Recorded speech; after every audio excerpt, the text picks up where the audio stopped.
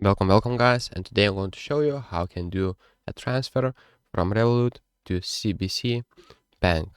So what you'll need to do is go right here to the payments down here in your app, and then just click it right here on bank or international, so choose one of those, and after that just enter required information right here.